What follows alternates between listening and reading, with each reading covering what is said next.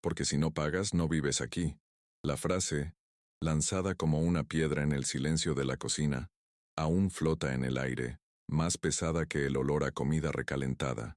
El silencio que sigue es una herida abierta, un abismo que se forma entre mi hija y yo, en el corazón del hogar que mis manos construyeron. Sus palabras no eran solo sobre dinero, eran una orden de desalojo de mi propia historia, un decreto que me transformó en una inquilina amorosa en la fortaleza que construí para proteger a mi familia. Siento que el suelo desaparece bajo mis pies, no por la debilidad de la edad, sino por el peso aplastante de una traición que lleva el rostro de quien más debería amarme. Me llamo Roberto, tengo 72 años, y nunca imaginé que la casa que construí con mis propias manos se convertiría en la jaula donde mi hija me recordaría que mi valor se mide en cuentas pagadas.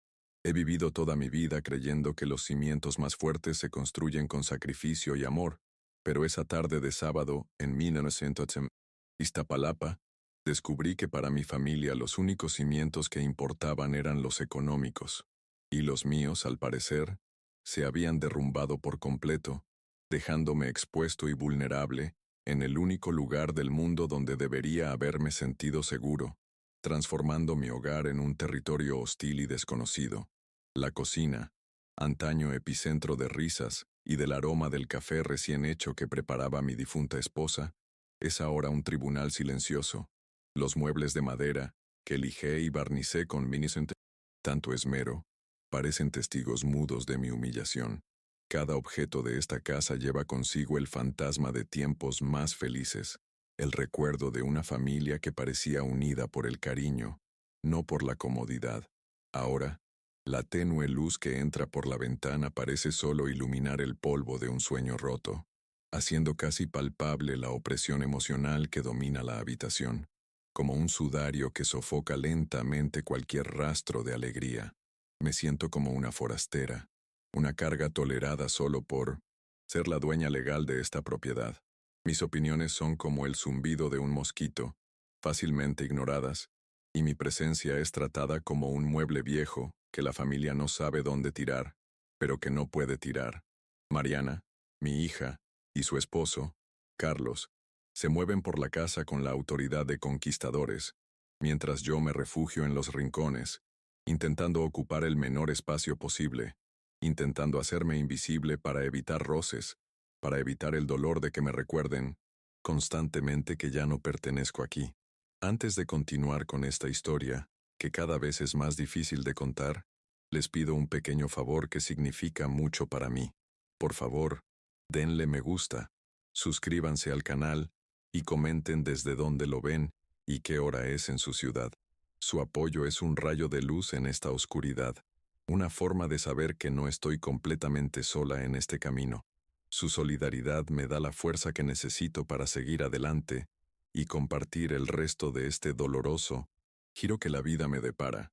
Esta casa, ubicada en el corazón de la colonia Iztapalapa de la Ciudad de México, no es solo un edificio de ladrillo y cemento, es el testimonio de toda una vida de trabajo.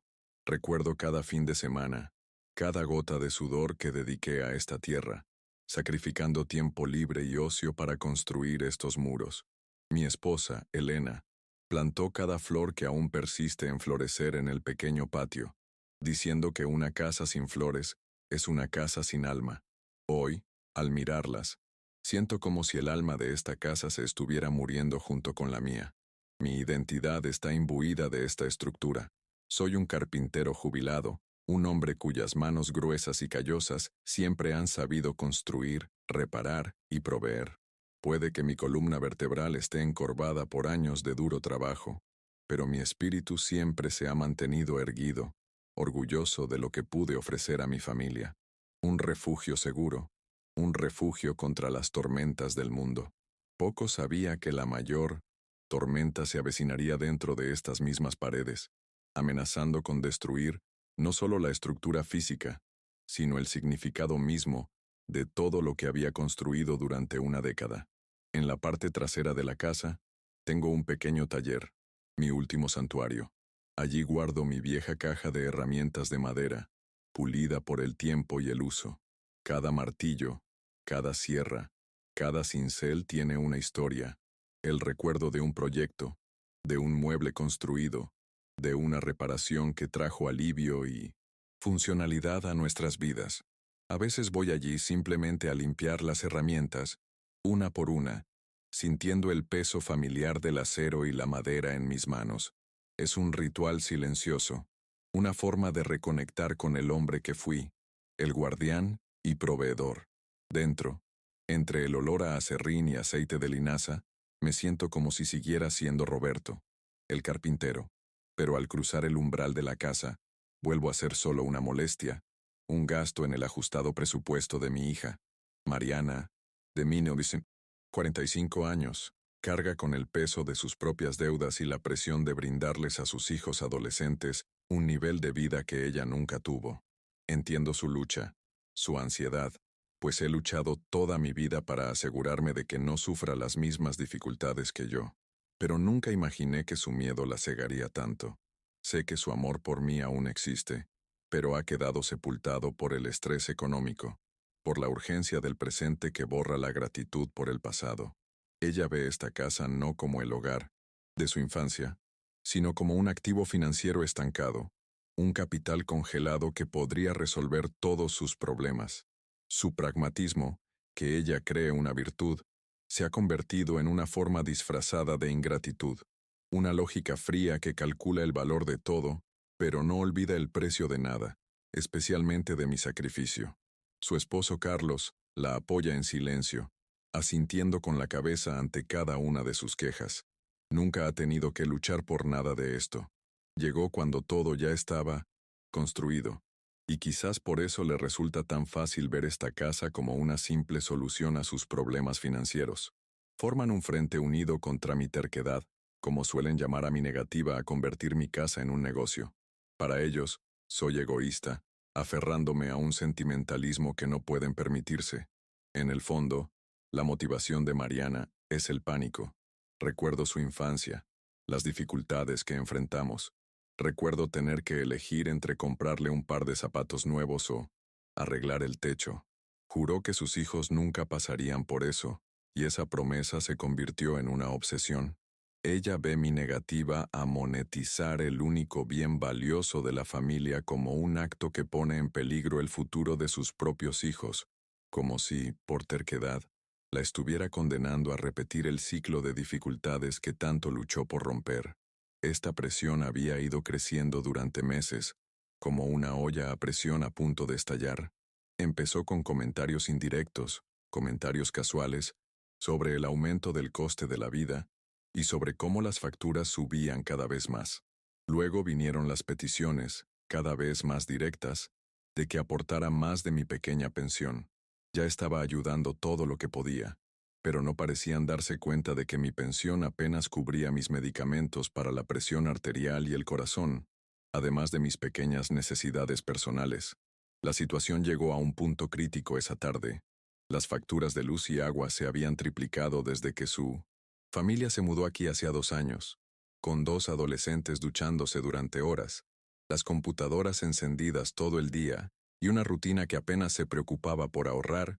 Las cifras se dispararon. Mariana, con la factura en la mano, me acorraló en la cocina. Su voz cargada de frustración no solo se dirigía a mí, sino a su propia vida. Exigió que yo pagara toda la factura. Intenté razonar con calma, explicándole una vez más que mi pensión era limitada.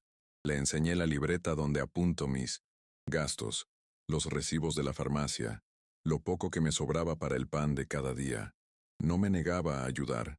Simplemente le declaraba mi incapacidad para cubrir el gasto. Pero ella no quiso entrar en razón. En su desesperación, solo veía mi negativa, no mi limitación. Para ella, yo tenía el dinero, pero lo ocultaba por puro capricho. Fue entonces cuando explotó. Su exasperación, su sensación de estar atrapada, su ira por su propia situación financiera, todo convergió en mí, el blanco más fácil y cercano. Su rostro se contorsionó en una máscara de furia, y gritó la frase que destrozó lo que me quedaba de ánimo. La frase que transformó una discusión sobre facturas en una declaración de mi derecho a existir. Porque si no pagas no vives aquí. Esta casa ya no se sostiene sola. Y con eso, el mundo que conocía se derrumbó. El silencio que siguió fue más devastador que el grito. Vi un destello de arrepentimiento en sus ojos, pero pronto fue superado por el orgullo y la ira. Dejó el billete sobre la mesa y salió de la cocina, dando un portazo. Me quedé allí, sintiendo el eco de esas palabras resonar en mi alma. No hablaba de dinero. Estaba revocando mi derecho a habitar el espacio que había creado para mí, el santuario que había erigido para albergar el amor y la seguridad de mi familia. Esa noche no pude dormir. Cada crujido de la casa parecía susurrar las palabras de Mariana. La cama que había compartido con Elena durante casi 50 años se sentía fría y extraña. Di vueltas, en la cama, atormentada por la certeza de que mi hogar ya no existía. Lo que quedaba era solo una propiedad, un conjunto de paredes que albergaban resentimiento y desconocidos que llevaban mi sangre. El dolor en el pecho era una presión constante, una angustia que me dejaba sin aliento. Durante esas horas oscuras, algo dentro de mí empezó a cambiar. El dolor de la humillación dio paso lentamente a una claridad fría y aterradora. Me había convertido en un problema que debían controlar, una pieza, obsoleta en el tablero de ajedrez de sus vidas. Mi rol de padre, de proveedor, de pilar de la familia, había expirado. Y si solo era dueño de una propiedad, debía comportarme como tal. La tristeza empezó a consolidarse, transformándose en una determinación silenciosa e inquebrantable. Al amanecer, la decisión estaba tomada. No habría más discusiones, ni más súplicas, ni más intentos de que Mariana comprendiera mi dolor. Ella me había demostrado lo valioso que era para ella, y ahora yo le demostraría lo valioso que seguía siendo para mí. Me levanté de la cama con una calma que me sorprendió.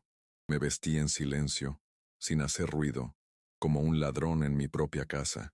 El dolor seguía ahí, pero ahora tenía un propósito, un camino que seguir. No la confronté, no le dejé una nota. Pasé por la sala, donde Carlos dormía en el sofá, y salí por la puerta principal, cerrándola suavemente tras de mí. El aire de la mañana era fresco y limpio. Las calles de Iztapalapa empezaban a despertar y, por primera vez en mucho tiempo, no me sentía como un prisionero esperando mi sentencia. Sentía que estaba tomando las riendas de mi destino, sin importar lo doloroso que fuera el camino que me esperaba. Caminé por calles conocidas, pasé por la panadería, el mercado y lugares que habían marcado mi vida. Pero mi destino era diferente. Con paso firme y un corazón apesadumbrado pero resuelto, caminé hacia la pequeña inmobiliaria del barrio, a pocas cuadras. No actuaba por venganza, aunque una parte de mí sentía un amargo placer por lo que estaba a punto de hacer. Actuaba movido por una repentina y dolorosa necesidad de supervivencia. Sentí una claridad absoluta. Mi hogar, la entidad emocional que nutría, ya no existía.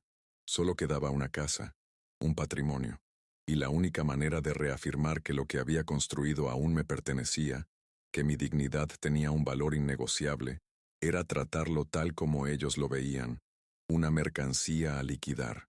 Estaba a punto de vender no solo ladrillos y cemento, sino los recuerdos de toda una vida, para recuperar algo que me habían arrebatado, mi paz. Me detuve frente al escaparate de la inmobiliaria. Vi mi reflejo en el cristal, un anciano encorvado, con el rostro marcado por la tristeza. Pero tras esa frágil imagen se escondía una nueva fuerza, la fuerza de quien ya no tiene nada que perder. Respiré hondo, sintiendo el peso de aquella decisión monumental. Sabía que ese acto destruiría lo que quedaba de mi familia, pero ellos ya habían destruido lo que quedaba de mí. Era hora de reconstruirme, aunque fuera sobre las ruinas de mi pasado.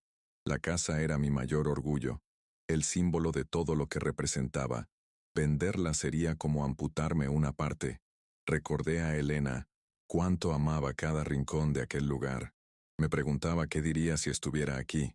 Quizás me pediría perdón, que lo intentara una vez más.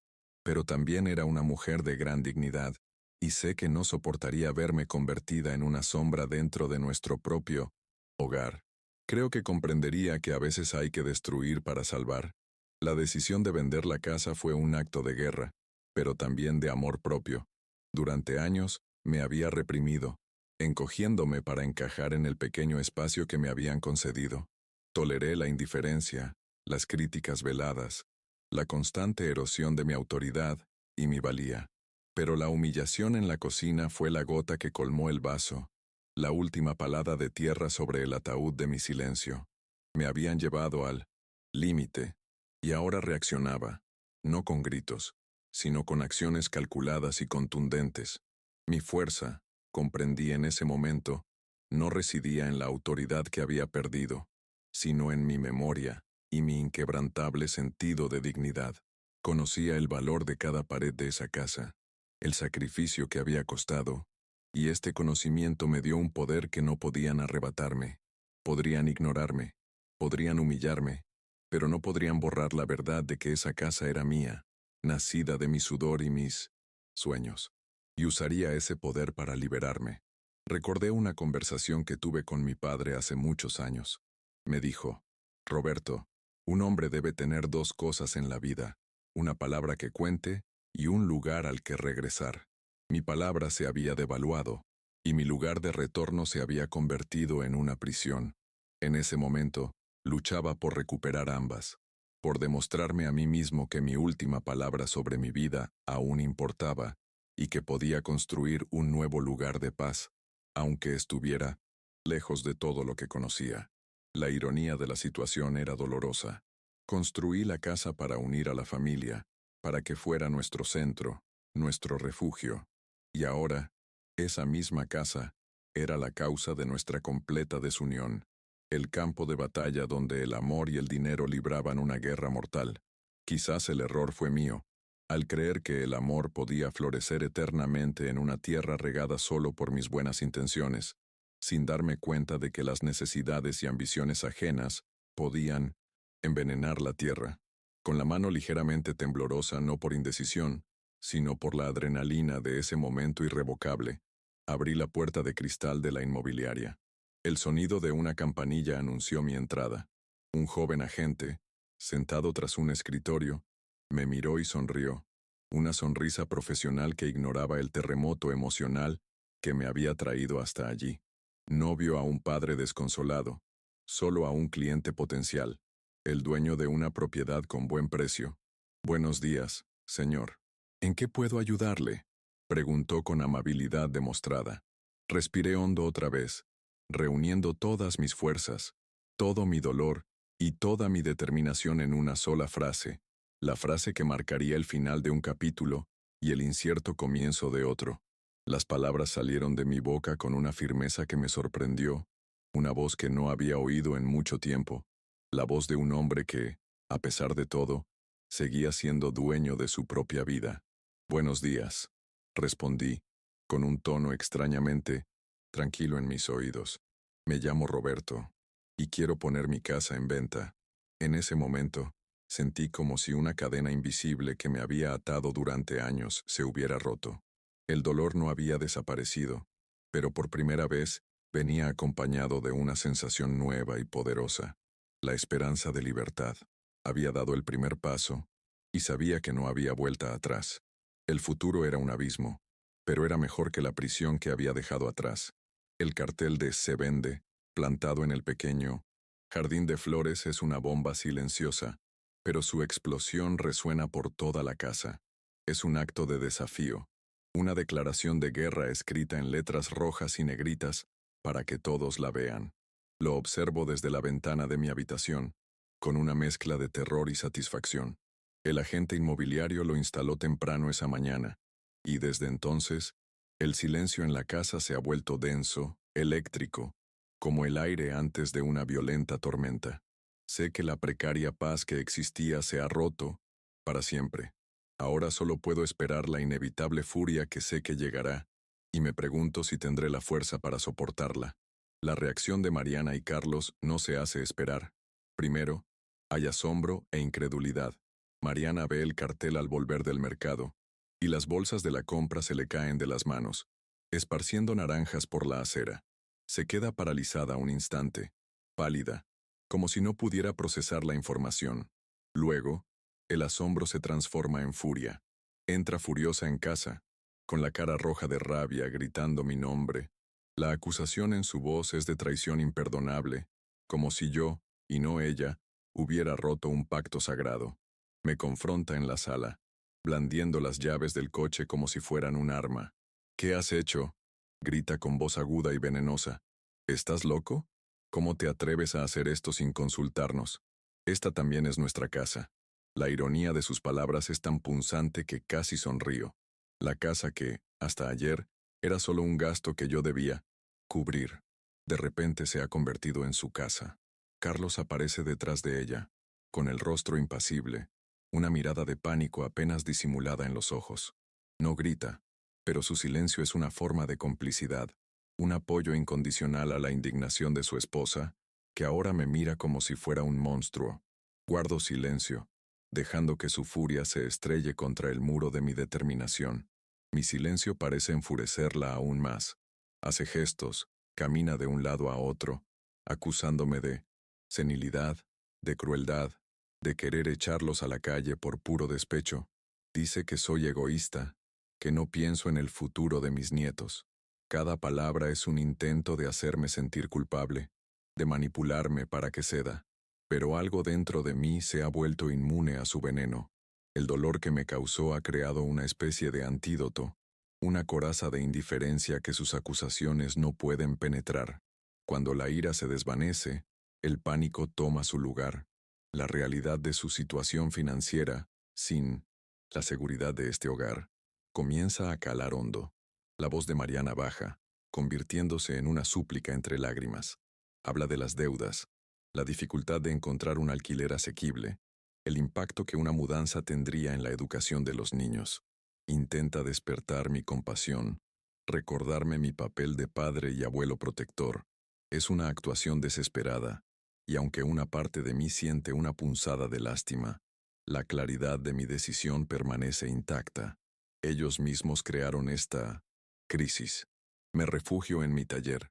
El sonido de la puerta al cerrarse tras mí es un alivio. Aquí, su mundo no me alcanza. Saco un cincel viejo de la caja de herramientas. El mango de madera me resulta suave y familiar. El acero está frío. Empiezo a afilarlo lentamente en la piedra de afilar. El sonido rítmico y áspero llena el silencio. Es un trabajo meditativo que requiere concentración y paciencia. Cada movimiento es una forma de recuperar el control, de concentrarme en algo que puedo arreglar, mientras que por dentro todo está irreparablemente roto. Mientras afilo la herramienta, mi mente se remonta a una época en la que el sacrificio era un acto de amor, no un arma de acusación. Recuerdo vívidamente la boda de Mariana. Quería una fiesta hermosa, como la de sus amigas, pero nuestro presupuesto era ajustado. Por aquel entonces yo tenía un coche viejo, un Volkswagen que era mi orgullo y mi alegría, y que yo mismo mantenía en marcha. Sin que ella lo supiera, lo vendí a un coleccionista local. El dinero que recaudé pagó el buffet y la música. La alegría en su rostro ese día valió cada centavo, cada pieza de ese coche que tanto amaba. Hoy, ese recuerdo tiene un sabor amargo. Me pregunto si aún recuerda ese sacrificio, o tantos otros. Los fines de semana que pasé haciendo trabajos esporádicos en carpintería para pagar sus clases de ballet, las noches que la ayudaba con sus tareas de matemáticas, aunque estaba agotada de trabajar en el taller, el amor de un padre, pensé, era una inversión sin retorno esperado. Pero ahora, parece que mi inversión ha fracasado, que todo el capital de amor y sacrificio que invertí a lo largo de los años se ha gastado y olvidado, dejando solo un saldo de resentimiento. Su estrategia cambia. Al ver que la confrontación directa no ha funcionado, empiezan a intentar aislarme, a socavar mi credibilidad.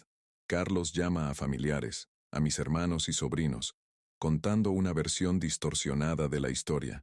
Dice que estoy confundido, que mi edad me está afectando el juicio, que me estoy dejando influenciar por malas compañías, aunque no las tengo. Me presenta como un anciano senil y testarudo que pone en peligro el bienestar de la familia. Es una campaña de desprestigio sutil y cruel, diseñada para hacerme dudar de mí mismo. Si amas a Jesús y crees en el poder de la verdad y la dignidad, te pido que te suscribas a nuestro canal para no perderte las próximas revelaciones de esta historia. Así como la verdad siempre encuentra la luz, Incluso en las situaciones más oscuras, tu suscripción nos ayuda a seguir brindándote historias que nos recuerdan la importancia de luchar por lo correcto. Juntos, podemos fortalecer una comunidad que valora el respeto y el honor, principios que parecen haber sido olvidados en mi propia casa, pero que sé que aún perduran en el corazón de muchos. La intervención de otros familiares no se hace esperar. Mi hermano menor, Ricardo, me llama con una preocupación que suena falsa, ensayada. Repite los argumentos de Carlos aconsejándome que lo piense bien, que no haga nada precipitado. Me recuerda que la familia es todo lo que tenemos. Lo escucho pacientemente, sin interrumpir. Cuando termina, simplemente respondo: Ricardo, ¿vives en mi casa? ¿Sabes lo que me pasa aquí todos los días? El silencio al otro lado de la línea es la única respuesta que necesito. Él no lo sabe, y no quiere saberlo. Mientras tanto, paso mis días en el taller. Lo he convertido en mi cuartel general. Organizo mis herramientas con una precisión casi maniática. Limpio cada sierra, engraso cada bisagra y coloco cada clavo y tornillo en su sitio. Es una forma de poner orden en mi propio universo, mientras el caos reina en casa. El olor a madera y aceite me tranquiliza, conectándome con mi esencia, una constructora. Y en cierto modo, siento que estoy construyendo algo nuevo, una fortaleza alrededor de mi dignidad, un muro que no podrán traspasar. Mariana prueba una nueva táctica, el sabotaje emocional. Empieza a cocinar mis platos favoritos, platillos que Elena solía preparar. El aroma del mole poblano llena la casa, un descarado intento de seducirme con nostalgia, de recordarme los tiempos en que éramos una familia feliz. Lo pone en la mesa, invitándome a comer con una dulzura forzada. Me siento, como en silencio y, al final, le doy las gracias cortésmente, pero no muestro la emoción que ella espera. La comida es deliciosa, pero su sabor está contaminado por la manipulación. No puede entender que mi estómago se puede conquistar, pero mi alma, ya no. Recuerdo una conversación con Elena hace años, sentados en el patio mientras las flores florecían. Me dijo: Roberto, esta casa es nuestro nido. Pase lo que pase afuera, aquí dentro, nuestros hijos siempre estarán seguros y amados. Es nuestro legado para ellos. Sus palabras resuenan en mi mente con profunda tristeza. El nido ha sido invadido, el legado corrompido, la seguridad se ha convertido en prisión y el amor en una transacción. Siento que al vender la casa, no solo me libero, sino que quizás de forma dolorosa, protejo el recuerdo de lo que una vez representó. La tensión aumenta cuando el agente inmobiliario, un joven llamado Javier, llama para programar la primera visita. Mariana contesta, y con voz falsamente solícita, dice que el tiempo es imposible, que tenemos un compromiso familiar urgente. Escucho la conversación desde la puerta del taller. Es una mentira descarada. Está obstruyendo activamente el proceso, ganando tiempo, esperando que ceda. Su audacia me impacta, pero también fortalece mi determinación. Me está demostrando una vez más que no tiene límites en sus intentos de controlarme. Decido tomar cartas en el asunto. Llamo a Javier desde un teléfono público en la calle para que no me oigan. Le explico la situación sucintamente, sin entrar en detalles familiares embarazosos. Le pido que me contacte directamente, a mi celular, y que programe visitas para cuando sepa que estaré en casa para recibirlo. Es un pequeño acto de rebeldía, pero me siento como un general planeando una estrategia en territorio enemigo. Ya no permitiré que me aíslen ni saboteen mi plan de escape. La primera visita está programada para un sábado por la tarde. Una pareja joven, con los ojos llenos de esperanza, llega a ver la casa. Siento una punzada en el corazón al verlos, pues me recuerdan a Elena y a mí cuando empezamos. Mariana y Carlos los reciben con sonrisas forzadas, pero su hostilidad es palpable. Durante todo el recorrido, Mariana hace comentarios negativos disfrazados de preocupación. La plomería es muy vieja, siempre da problemas, dice, y el cableado eléctrico no soporta muchos electrodomésticos a la vez. Intenta ahuyentar a los compradores. A pesar de sus esfuerzos, la pareja parece adorar la casa. Admiran el patio florido, el espacio espacioso, la carpintería que hice en los armarios y las puertas. Veo en sus ojos el sueño de construir una vida allí, tal como yo soñé. Siento una conexión con ellos, el deseo de transmitir no solo la propiedad, sino también el espíritu que una vez habitó ese lugar. Cuando se van, prometiendo pensarlo, Mariana me mira con odio puro, como si hubiera conspirado contra ella con desconocidos. Una noche, oigo a Mariana y Carlos discutiendo en su habitación. La puerta no está bien cerrada, y sus voces preocupadas me llegan. Él habla de una deuda de tarjeta de crédito que se está descontrolando, de la presión de su jefe en el trabajo. Ella llora. Dice que ya no sabe qué hacer, que contaba con vender la casa para respirar. Por primera vez, su motivación se hace más clara que nunca. No es solo codicia, es desesperación. Esto no justifica sus acciones, pero los humaniza. Se están ahogando, y en su pánico, intentan arrastrarme con ellos. Esta constatación no cambia mi decisión, pero sí la tiñe de una capa extra de tristeza. No estamos en bandos opuestos por pura malicia, sino porque nuestra desesperación nos ha llevado a un enfrentamiento. Mi desesperación es por mi dignidad, por mi paz mental. La suya es por dinero, por sobrevivir en un mundo que sienten que está a punto de derrumbarse a su alrededor. Es una tragedia familiar clásica, donde el amor no fue suficiente para superar el miedo y las presiones de la vida moderna. Los días se alargan como una guerra fría.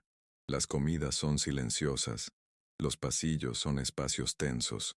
Mis nietos, adolescentes inmersos en sus propios mundos de pantallas y auriculares, parecen percibir la atmósfera tensa, pero no se involucran. Me tratan con la misma distancia de siempre, quizás con un poco más de cautela, como si les hubieran ordenado no hablar conmigo del tema. Los extraño, la pequeña conexión que teníamos. Siento que, en esta guerra, no solo estoy perdiendo a mi hija, sino también a ellos. Una tarde, mi nieto mayor, Diego, de 16 años, me encontró en el taller. Estaba de pie en la puerta, observándome trabajar en una pequeña caja de madera. Parecía vacilante, como si quisiera decir algo. Finalmente preguntó, «Abuelo, ¿es cierto que vendes la casa?» Lo miré, viendo curiosidad genuina en su rostro, no juicio paternal. Respondí con sinceridad, «Sí, Diego, es cierto». Guardó silencio un momento y luego dijo, «Mi mamá está muy enojada». Es una afirmación simple, pero abre una pequeña grieta para la comunicación. Lo sé, respondo sin dejar de trabajar.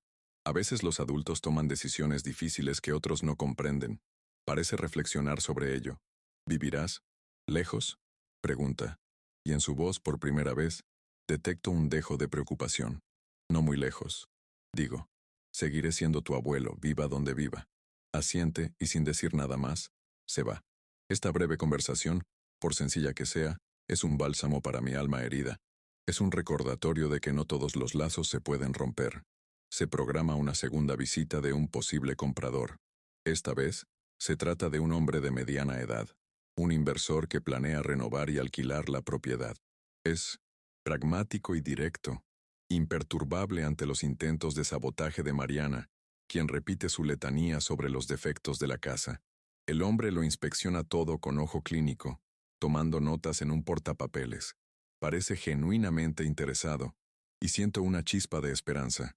Quizás el final de esta dura prueba esté más cerca de lo que imagino. La perspectiva de libertad se vuelve más real. Tras irse, Carlos se me acerca con una nueva estrategia, la amenaza velada. Habla de lo difícil que es, para un hombre de mi edad vivir solo, de los peligros, de la salud. «Papá, solo nos preocupas por ti», dice con la voz ronca. «Si te enfermas, ¿quién te cuidará? Es mejor estar con tu familia». La amenaza es implícita. Si sigo adelante con la venta, estaré solo y no moverán un dedo para ayudarme. Es un golpe bajo, uno que ataca mi miedo más profundo a la soledad y la fragilidad de la vejez. Pero el miedo, esta vez, no me paraliza. Me enfurece. Su preocupación es una farsa, una herramienta de chantaje. No les importó mi bienestar cuando me humillaron, cuando me trataron como una carga. Su preocupación solo afloró cuando sus gastos estaban en juego.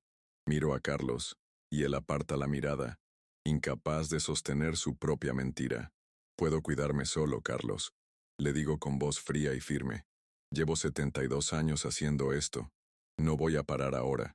Le doy la espalda y regreso a mi taller, dejándolo sin palabras. La situación llega a un punto crítico durante la tercera visita. Una familia, padre, madre y una hija pequeña, viene a ver la casa un domingo por la tarde. Son exactamente el tipo de familia que siempre imaginé viviendo aquí después de mí. Están encantados con el patio, y la niña corretea por el césped, riendo. Es una imagen idílica, una visión de lo que debería ser este lugar. Pero Mariana, al ver esta escena, parece desmoronarse. No soporta la idea de que otra familia feliz ocupe el espacio que ella siente que le pertenece por derecho. Es en ese momento que decide jugar su última carta, la más desesperada y cruel de todas. Mientras la familia está sentada en la sala, admirando la luz que entra por la ventana, Mariana empieza a gritarme en la cocina, asegurándose de que puedan oír cada palabra. Me acusa de robarle su herencia, de ser un padre antinatural, de haber perdido la cabeza. Es una escena calculada, diseñada para humillarme y crear un ambiente tan tóxico que ningún comprador en su sano juicio querría entrar. Llora, grita, tira un plato al suelo, que se rompe en 1000 pedazos. La familia en la sala guarda silencio, avergonzada y asustada. El padre de familia me mira con lástima antes de tomar las manos de su esposa e hija y salir apresuradamente de la casa, disculpándose por interrumpir una pelea familiar. El agente inmobiliario, Javier, palidece, sin saber qué decir. Simplemente niega con la cabeza con desaprobación y me dice que llamará más tarde. La puerta se cierra y la casa se hunde en un silencio lleno de vergüenza y hostilidad. Me quedo ahí, de pie en medio de la cocina, con los restos del plato a mis pies. Me siento completamente expuesta, humillada públicamente en mi propia casa. La dignidad que intentaba reconstruir parece haberse hecho añicos junto con los platos. Mariana me mira fijamente, con el pecho agitado, lágrimas de ira y autocompasión corriendo por su rostro. No siente remordimiento por lo que hizo. En su mente retorcida, lucha por sobrevivir, y cualquier medio está justificado. En ese momento, ella no es mi hija, es una desconocida, una adversaria que hará lo que sea para ganar. Esta es la escalada final. El conflicto ha dejado de ser por dinero o propiedades. Se ha convertido en una batalla por mi cordura y mi alma. Ella ha intentado quebrarme, desmoralizarme, demostrarles a todos que soy un viejo loco e incapaz. Me ha llevado al límite de mi mayor vulnerabilidad, esperando que finalmente ceda, le suplique perdón y cancele la venta. La indignación moral que siento es una llama que consume todo el miedo y la tristeza restantes. Ella ha cruzado la frontera final. Esta noche, la casa está más silenciosa que nunca. Nadie se atreve a salir de sus habitaciones. Deben creer que han ganado, que finalmente he sido derrotado por la humillación. Se equivocan. La escena que armó Mariana no me debilitó. Al contrario, consolidó mi determinación como ningún argumento ni amenaza podría jamás. Me mostró la profundidad de su desesperación y el alcance de su crueldad, y al hacerlo, cortó el último hilo de obligación filial que sentía. Voy al taller, pero esta vez no a trabajar. Saco un objeto específico de mi caja de herramientas, un viejo nivel de madera, herencia de mi padre. La burbuja de aire en el centro del cristal está perfectamente equilibrada. Mi padre me enseñó que en la carpintería y en la vida, todo depende de encontrar el equilibrio adecuado. Siento la madera lisa en mis manos. Es una herramienta para encontrar la rectitud, la verdad, y sé que la confrontación final está cerca. Esta vez, no habrá silencio. Habrá palabras, y serán tan directas y certeras como este nivel. Mariana me dio el arma que necesitaba, la certeza absoluta. Ya no hay dudas, ni vacilaciones. El dolor de la humillación se ha convertido en una especie de armadura. Cree haberme acorralado, pero en realidad me ha liberado. Me ha liberado de la culpa, de la esperanza de reconciliación, de la fantasía de que la familia que amaba aún existe. Ahora solo me queda la dura realidad y la afrontaré de frente, ya, no como víctima, sino como un hombre llevado al límite y que encontró en el fondo la fuerza para dar el paso definitivo. La confrontación que se avecina no será un arrebato de ira, sino la constatación de un hecho. Será la culminación de toda una vida de amor y desamor. Intentó desequilibrarme, desviarme de mi eje, pero ahora, sosteniendo esta herramienta, este símbolo de mi herencia y mi oficio, me siento más equilibrado que nunca. La burbuja está en el centro, la verdad está clara en mi mente. La noche será larga, pero sé que el amanecer traerá la resolución, de una forma u otra, y estoy listo para ello. Mañana, cuando llame el agente inmobiliario, aceptaré la primera oferta razonable que reciba. Ya no me importa el precio máximo ni la ganancia. El único precio que importa ahora es mi paz, y estoy dispuesto a pagar lo que sea por ella. La casa, antaño símbolo de seguridad, se ha convertido en un campo de batalla, y la única manera de ganar esta guerra, ahora me doy cuenta, no es luchar, sino abandonar el territorio, dejándolos a merced de su propia avaricia. La humillación de hoy fue, de hecho, un regalo. Quitó el último velo de esperanza que me había cegado. Vi a mi hija como realmente es ahora, o como el miedo y la desesperación la han transformado. Y esta visión, aunque dolorosa, es liberadora. El amor paternal puede ser incondicional, pero el respeto por uno mismo tiene sus límites, y los míos han sido irrevocablemente superados. La batalla por la casa casi ha terminado, pero la lucha por mi alma acaba de ganarse. Me siento en la oscuridad de mi taller, con el nivel de madera en mi regazo. Espero. No sé qué me depara el futuro, qué tipo de soledad me aguarda, pero sé, con una certeza que me recorre los huesos, que cualquier futuro será mejor que este presente. La dignidad no es algo que se posee, es algo que se defiende, y mi defensa final está a punto de comenzar. El silencio de la casa es profundo, pero en mi corazón resuena una claridad resonante, el sonido de una decisión que por fin ha encontrado su nivel perfecto. Estoy escribiendo el bloque 3. Tercer acto. La noche avanza, pero el enfrentamiento que esperaba no ocurre. En cambio, la casa permanece en un silencio sepulcral, como si todos contuvieran la respiración. A la mañana siguiente ella viene a verme. Estoy en el taller, lijando la pequeña caja de madera en la que he estado trabajando, cuando su sombra llena el umbral de la puerta. Mariana no grita esta vez. Tiene la cara hinchada de llorar, los ojos rojos y sin la furia de ayer. Parece derrotada, y por un instante, verla me golpea con la fuerza de un viejo recuerdo, la imagen de mi pequeña hija necesitando consuelo. Pero sé que esto es solo otra faceta de la misma guerra. Entra lentamente con las manos juntas en un gesto de súplica. Padre, empieza con la voz quebrada, casi un susurro. Por favor, no hagas esto. Siento mucho lo que pasó ayer. Perdí los estribos. Pero por favor, cancela la venta. Podemos hablar. Podemos encontrar otra solución. Las lágrimas que corren por su rostro parecen sinceras, y quizás, en su desesperación, lo sean. Está llorando, preguntando cómo puedo hacerle esto a mi propia familia, cómo puedo borrar nuestra historia por una pelea. Apela al corazón de mi padre, el último bastión que espera conquistar. Dejo de lijar y dejo la lija sobre la encimera. Tengo las manos cubiertas de polvo de madera. Recojo el viejo nivel de madera que dejé a un lado, sujetándolo con firmeza. El objeto en mis manos parece darme peso, anclarme en mi decisión. La miro, no con ira, sino con una profunda y definitiva tristeza. La veo no como la antagonista, sino como el trágico resultado de sus propios miedos. Pero la compasión ya no puede dictar mis acciones. La supervivencia de mi dignidad depende de ello. Dejo que el silencio se prolongue un instante, obligándola a afrontar las consecuencias de sus actos. Finalmente, hablo.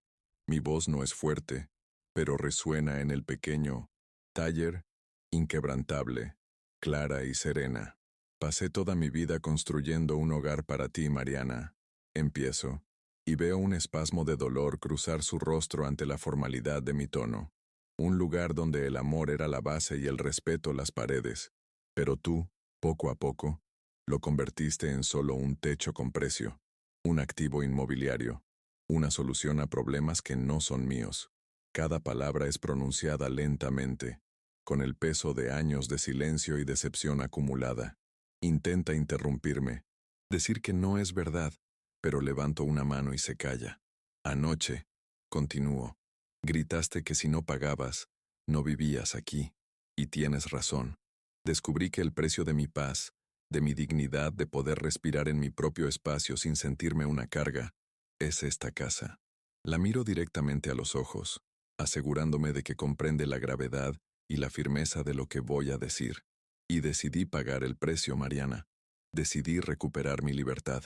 El nivel de madera en mi mano se siente como un cetro, el símbolo de mi recién recuperada soberanía sobre mi propia vida.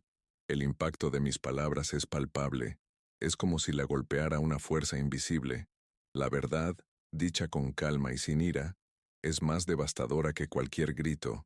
Retrocede un paso, dejando de llorar, reemplazada por una mirada de comprensión conmocionada. Por fin comprende que no es la rabieta de un anciano, sino la decisión irrevocable de un hombre llevado al límite. Murmura algo ininteligible, se da la vuelta y sale del taller, dejándome solo con el eco de mis propias palabras y la certeza de lo que debo hacer. Ya no hay lugar para la duda. En cuanto se va, cojo el móvil y llamo a Javier, el agente inmobiliario. Su voz suena sorprendida al oírme. Probablemente esperaba que me echara atrás después de la humillante escena de ayer. Javier, digo con firmeza, quiero que llames al inversor, el segundo que visitó la casa. Dile que si su oferta sigue en pie, la acepto. Quiero cerrar el trato lo antes posible. Javier guarda silencio un segundo y luego dice que llamará de inmediato. Siento que me quito un gran peso de encima. Los engranajes de mi futuro acaban de ponerse en marcha. Me doy cuenta de que la resistencia no se trata solo de decir no. Se trata de tomar medidas afirmativas para cambiar la propia realidad. Mi resistencia no residía en el silencio, sino en la decisión de levantar el teléfono y hacer esa llamada. No necesitaba un abogado ni una red de apoyo externa que me validara. La validación vino de dentro, desde el momento en que decidí que mi bienestar era más importante que mantener una fachada de armonía familiar que ya no existía. La ayuda que busqué fue práctica, profesional, un medio para un fin que yo misma había determinado. Los días siguientes son un torbellino de actividad. Javier vuelve a llamar para confirmar que el comprador ha aceptado. Empiezan a redactarse los documentos. En casa, el ambiente es funerario.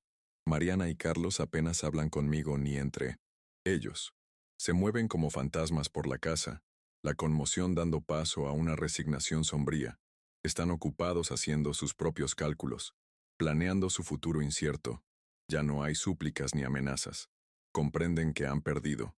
Y en su derrota, hay una quietud casi tan opresiva como los gritos. Empiezo a empacar mis cosas. No tengo mucho. Mi ropa, algunos libros, las fotos de Elena. Lo más importante es mi taller. Con un cuidado casi religioso, empaco cada una de mis herramientas. Son la extensión de mis manos, los testigos de mi vida de trabajo y creación. La gran caja de madera, herencia de mi padre, es lo último que se cierra. Al cerrarla, siento que no solo cierro una caja, sino todo un capítulo de mi vida. Un capítulo que ha sido a la vez glorioso y doloroso. Llega el día de firmar los papeles en la notaría. Mariana y Carlos no me acompañan. Voy sola, sintiéndome extrañamente ligera. El acto de firmar ese contrato es rápido, burocrático, pero para mí es un ritual de liberación. Al entregarle las llaves al nuevo dueño no siento la tristeza que esperaba. Siento alivio. La casa, con todos sus recuerdos y fantasmas, ya no es una carga para mí. Le deseo buena suerte al nuevo dueño y salgo a respirar el aire de la ciudad con pulmones que, por primera vez en años, se sienten completamente llenos. Con parte del dinero de la venta, doy el primer paso en mi nuevo plan. Paso la tarde buscando un pequeño apartamento para alquilar en un barrio tranquilo cerca de un parque.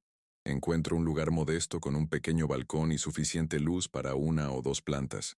Es impersonal, las paredes blancas y vacías, Pero al entrar, siento algo que no había sentido en mucho tiempo. Una sensación de posibilidad. Este espacio vacío es mío para llenarlo, no con el pasado, sino con lo que me depare el futuro. Sin embargo, antes de pensar en mí, me queda un último paso. Voy a una inmobiliaria cerca de donde viven Mariana y Carlos y busco un apartamento decente para alquilar, lo suficientemente grande para ellos y los niños. Con lo que gane de la venta pago los primeros 6 meses de alquiler por adelantado. Dejo el contrato y el recibo en un sobre en su buzón. No es un acto de perdón ni de reconciliación. Es mi último acto como padre proveedor, una forma de romper con la dependencia financiera de forma limpia y definitiva. Es mi forma de decir, te cuidé hasta el final, pero ahora mi obligación ha terminado.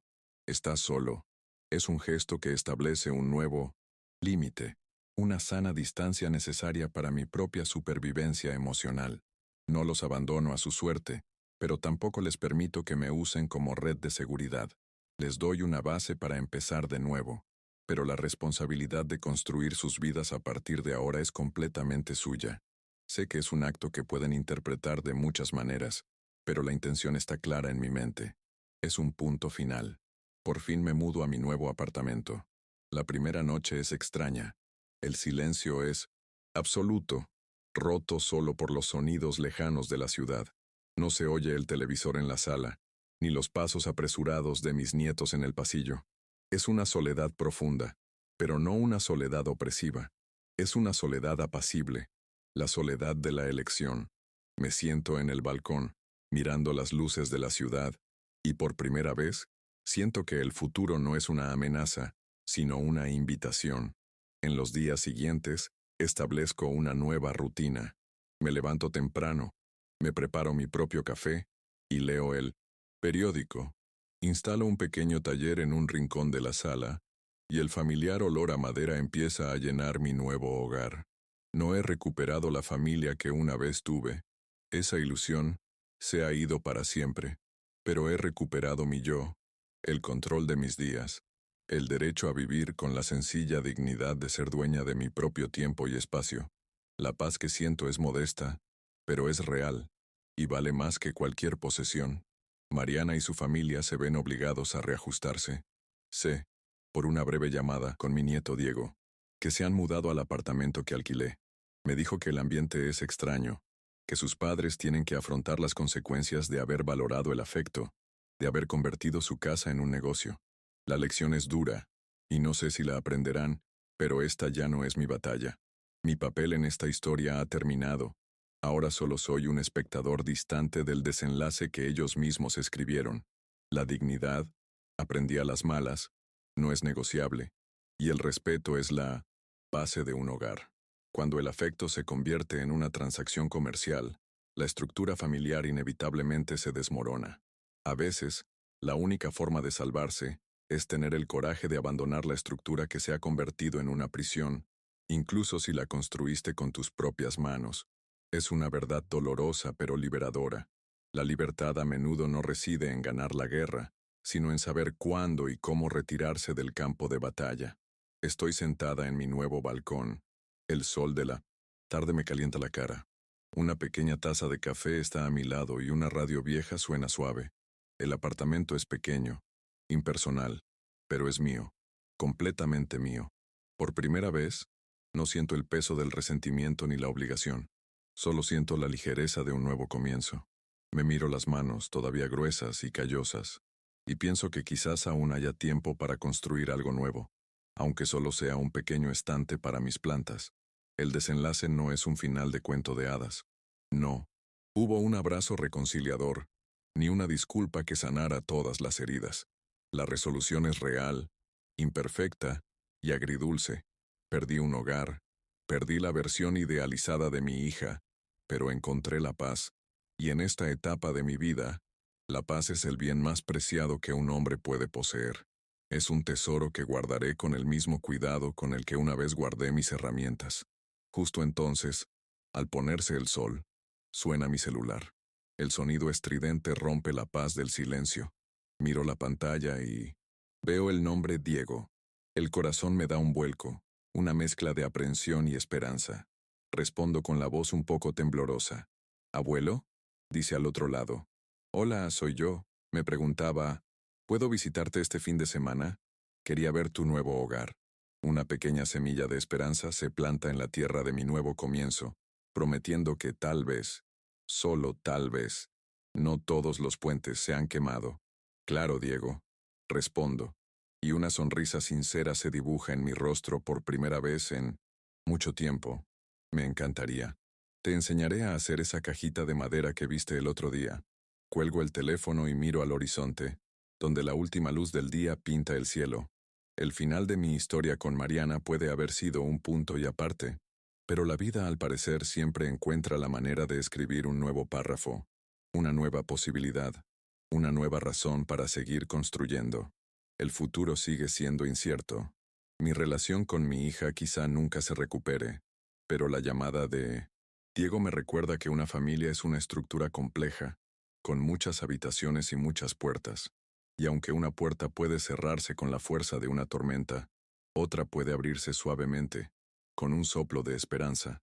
La mía está abierta, y por primera vez, siento que la casa que estoy construyendo ahora, dentro de mí, es lo suficientemente fuerte como para acoger a quien decida entrar con amor y respeto. Siento una oleada de gratitud por haber tenido la fuerza para luchar por mí mismo. La batalla fue la más dura de mi vida, librada no con los puños, sino con la valentía de soltar.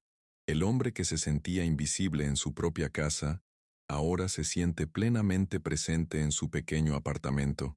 El patriarca que había perdido su reino, ha encontrado algo mucho más valioso, la soberanía sobre su propia alma. Y ese es el fundamento sobre el que cualquier hombre puede reconstruir su vida, sin importar su edad. La noche cae sobre la ciudad, y las luces se encienden, una a una, como estrellas en un firmamento de hormigón.